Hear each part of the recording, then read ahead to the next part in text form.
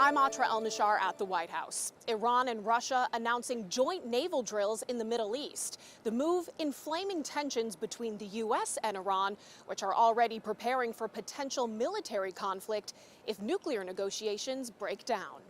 24 hours after a second round of indirect nuclear talks between the U.S. and Iran, more signs each country is preparing for military action. Axios reports the Trump administration is closer to a major war in the Middle East than most Americans realize. It could begin very soon. There's many reasons and arguments that one could make for a strike against Iran. In this now deleted post by Iranian state media, an image of rows and rows of empty graves with this provocative but unconfirmed message. 5,000 graves have been prepared for U.S. soldiers in case a war breaks out. Top American and Iranian leaders openly speculating about war. I think the president has a lot of options. We do have a very powerful military. The president's shown a willingness to use it. The strongest military force in the world may at times be struck so hard that it cannot get up again. If diplomacy fails, what would a military confrontation look like? Republican Senator Lindsey Graham, a close ally of President Trump, is bullish on using force to enact regime change in Iran. They have a lot of ballistic missiles. They could hurt us.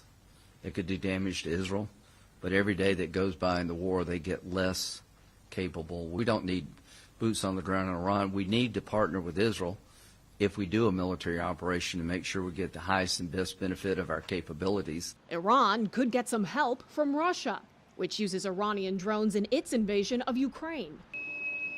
Wednesday, Russian naval forces arriving in Iran for joint exercises in the Gulf of Oman. The White House is not publicly committing to a deadline for when diplomatic talks with Iran need to yield an actual nuclear deal, but President Trump has said he wants to see things move quickly.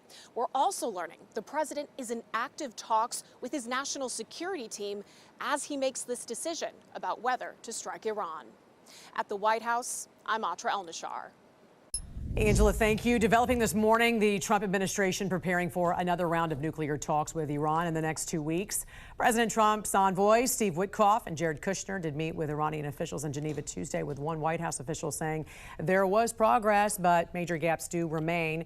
Iran is signaling it will not agree to fully dismantle its nuclear program. The U.S., though, has made it clear that is the end goal. If Iran gets a nuclear weapon, there are a lot of other regimes, some friendly, some not so friendly, who would get nuclear weapons after them. That would be a disaster for the American people, because then you have these crazy regimes all over the world with the most dangerous weapons in the world. And that's one of the things the president has said he's going to prevent. In the weeks leading up to Tuesday's meeting, tensions have been mounting, raising fears of military action if talks do fail. The U.S. has deployed hundreds of aircraft and additional naval forces to that region. Also yesterday, Iran conducted military drills in the Strait of Hormuz, temporarily closing one of the world's most critical supply routes. Right now, the White House monitoring Iran's military drills happening in the Middle East as tensions over a nuclear agreement come near a breaking point. As we come on the air, both the Pentagon and Iran are building up military assets. Over the past 48 hours, reports show the U.S. military has sent 150 military cargo flights and another 50 fighter jets to that region. President Trump also holding meetings with advisors on a possible strike that reports show could happen, if necessary, as early as this weekend. The president has always been very clear, though, with respect to Iran or any country around the world. Diplomacy is always his first option, and Iran would be very wise to make a deal with President Trump and with this administration. Mark Boyle joining us again from the live desk with the latest on this situation. And Mark, really a tense situation playing out at this hour. That's right, Jan. We are hearing that the president really wants all of his cabinet members dialed in at this point this morning. And according to a new report from Axios, the U.S. could be looking at the possibility of a weeks-long campaign against Iran. The report noting here, Israel would be joining the United States in the military campaign if it were to happen. Keeping in mind, the United States and Israel launched multiple aerial attacks on Iran's nuclear facilities 1 year ago. In the past few days, the United States has gathered a lot of its military strength in the waters close to the Middle East. The locations that we're talking about on this map here behind me, multiple aircraft carriers, destroyers arriving in the area. All of this as the buildup towards what could be a possible war. Could be avoided, though, if the United States is able to strike a new deal with the nuclear conversations with Iran. There's new evidence now Iran is fortifying its defenses. There's new satellite images out right now. They've barricaded essentially the entrances, the in and out points of these nuclear facilities, including sites that were hit last year during the U.S. operation dubbed Midnight Hammer.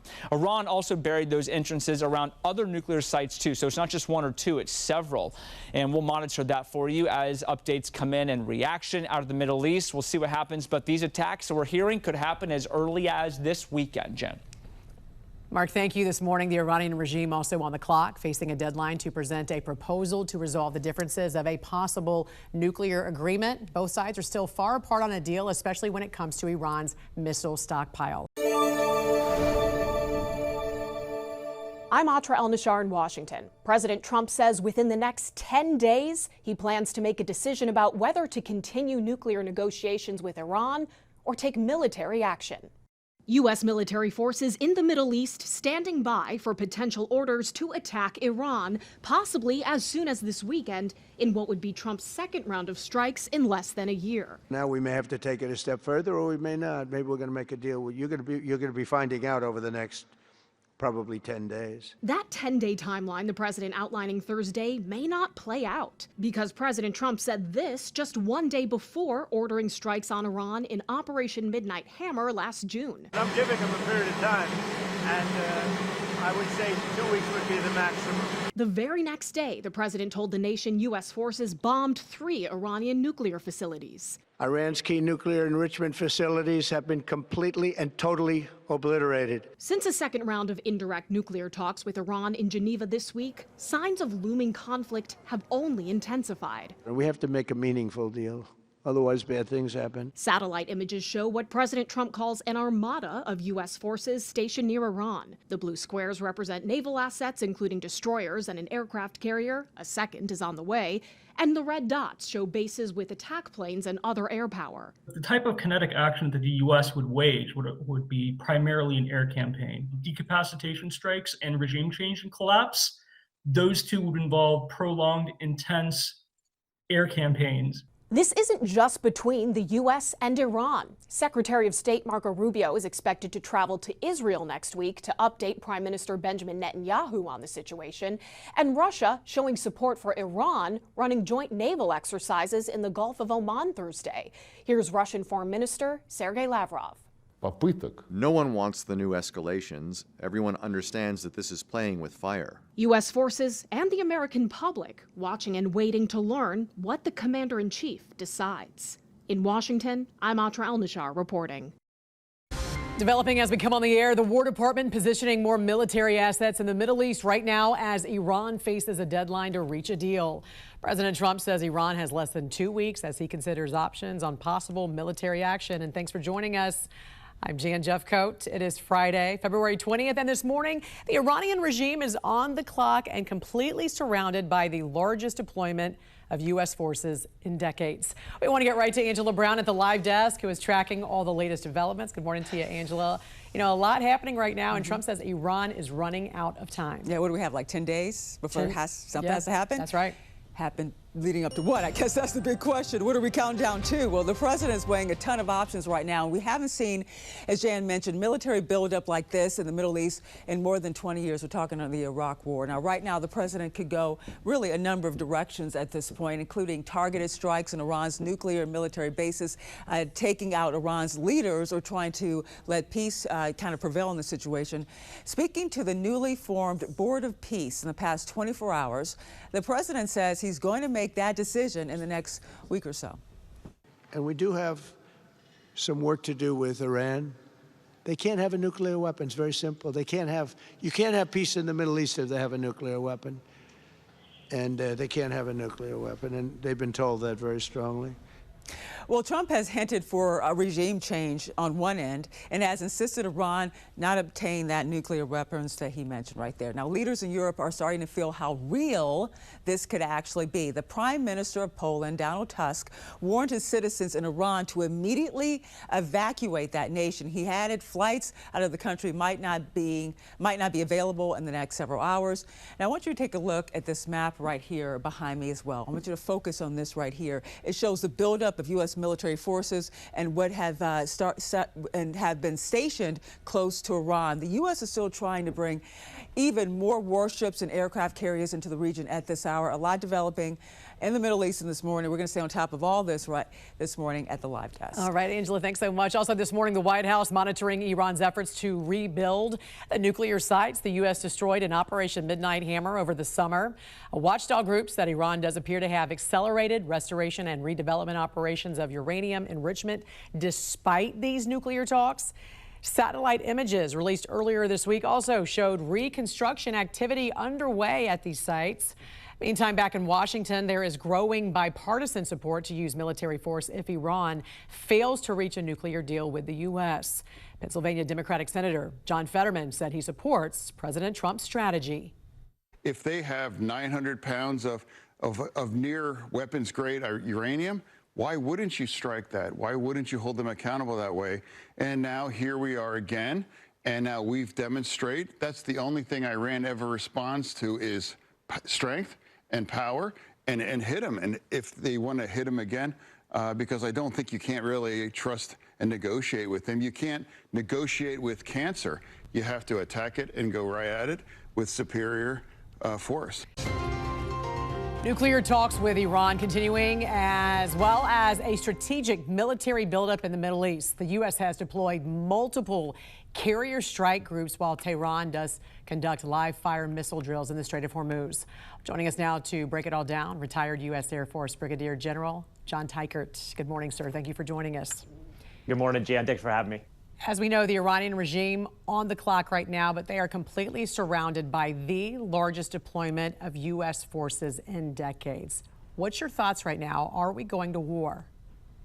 Jan, I think that the president is assembling the right set of capabilities, both offensively and defensively, so that he has the options. And the first option would be use that armada to force Iran to make a deal. But secondly, if the opportunity avails itself, it could be as early as tonight, then use that massive capability that is still being built up to strike to achieve his objectives. I don't think the president has made a decision. I think that window of negotiations is closing, and I think Iran would be wise to make a deal. Otherwise, they're going to face the full force of the United States military. Well, diplomacy is always the first option. Nobody wants to go to war, but intelligence does show they are advancing toward rebuilding those nuclear sites even as these talks continue. At what point does the U.S. say talk is cheap? Well, I think, Jan, we realize because Iran has never negotiated in good faith that talk is cheap, especially in coming from them, which leads me to believe that if Iran ever decides to make a deal, then it must be accompanied by two things. Number one, robust verification so they're not lying and cheating. And number two, major irreversible steps that would degrade their nuclear program, the ballistic missile program, and their proxies before we give them sanctions relief, so that they can't just say they're doing something, get the benefit of a deal, and then not do it. We need verification, and we need irreversible steps before sanction relief. Yeah, we just heard Democratic Senator John Fetterman say, you don't negotiate with the world's largest state sponsor of terrorism. There is no talking at that point. So what would an armed conflict, though, with Iran look like? Would it be boots on the ground? Would it end once perhaps there was a regime change? What does that look like? Jan, when you're completing or building a military campaign, you always start with objectives. And because we're not 100% sure from the president whether this is just about the nuclear program or the nuclear program and ballistic missiles or proxies or support to the protesters, we don't quite know. But I hope in that situation room, he is defining the objectives. And then you can build a campaign with the right assets and the right sustainability and the right risk woven in. I don't imagine any of it would involve U.S. boots on the ground, but I could see up to the high end of conflict a large sustained air campaign against a variety of targets, including regime targets in Iran. But again, I don't see boots on the ground, but also it all starts with objectives. And I hope the president is conveying clearly those objectives to his military planners. Given Iran's enrichment history and previous U.S. strikes on its facilities, how close do you believe Iran is to a viable nuclear weapon? And what will it take to prevent that outcome from dragging America into another prolonged conflict? Jan, the source on this topic that I trust the most is the Institute for Science and International Security. They are experts in this area. They are nonpartisan, and they said back in June that Iran's nuclear program, $500 billion worth, was effectively destroyed by Operation Midnight Hammer, turned to rubble. And I do want to warn your listeners and viewers that just because we see some superficial activity on top of these sites doesn't mean they're able to recover the enriched uranium underneath.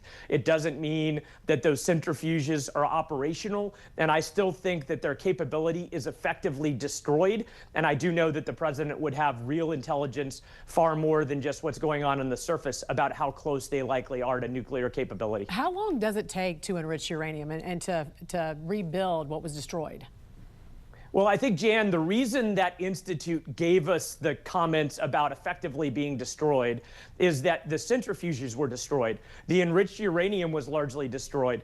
The know-how, the scientists were likely killed or destroyed. And so all of the parts of the chain of capability to produce a nuclear weapon, according to that institute, were destroyed such that there was no viable short-term path to create nuclear capability. Certainly the United States does not desire, nor does the world, to Iran to ever approach nuclear capability. But I still think they're a long ways away underground from having the capability and all of those components lining up to give them that capability. Yeah, but like you said, you just don't know. You just don't know. How likely is it that Israel acts independently, and what would that mean for U.S. involvement?